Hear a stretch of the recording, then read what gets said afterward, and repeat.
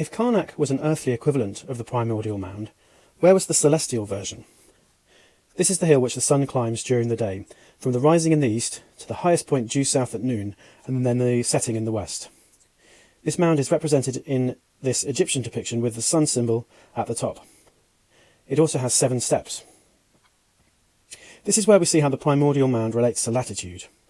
The angle formed by the sun's path at its rising and setting with respect to the horizon is directly related to latitude.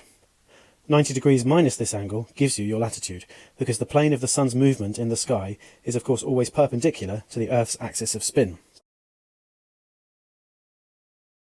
At the equinoxes, because the sun rises and sets due east and west, you're standing on the line joining the points of rise and set, and so in fact you're on the plane of the sun's motion in the sky, which means you can easily find the angle of this plane, and hence your latitude, by measuring the elevation of the sun at noon.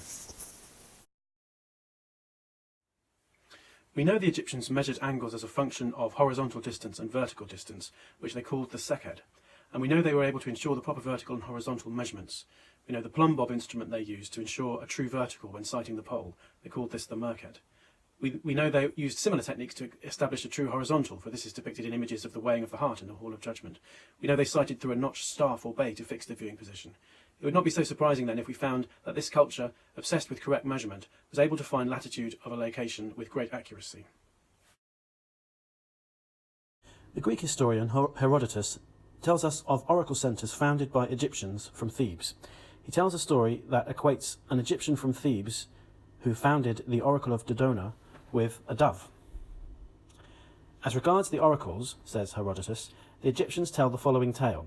The priests of the Theban Zeus, i.e. Amun, told me that 2 women in the service of the temple had been carried away from Thebes by Phoenicians, and that these women first founded the prophetic seats among the nations which have been named. This I heard from the priests at Thebes, and what follows is said by the prophetesses of Dodona.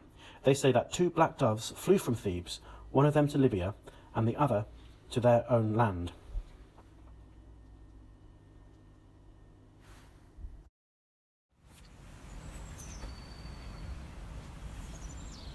And this latter settled upon an oak tree and spoke with human voice, saying that it was necessary that a prophetic seat of Zeus should be established in that place. The ways of delivering oracles too, at Thebes in Egypt and at Dodona, closely resemble one another, continues Herodotus. Moreover, it is also true that the Egyptians were the first of men who made solemn assemblies and processions and approaches to the temples, and from them the Greeks have learnt them. So Herodotus was told by the Thebans themselves that they had established oracular temples in foreign lands and instituted festivals involving religious processions to those temples. In other words, they modelled these foreign sites on Thebes with its Opet festival and its great avenue and the oracle of Amun that was consulted during the Opet festival as well as at other times. So when we look at Avebury with its great processional avenues and the way that it plugs so neatly into Stachini's latitude scheme for oracle centres, including Thebes itself and the greatest of the Greek oracle centres at Delphi, then we ought to become suspicious that this is truly more than coincidence.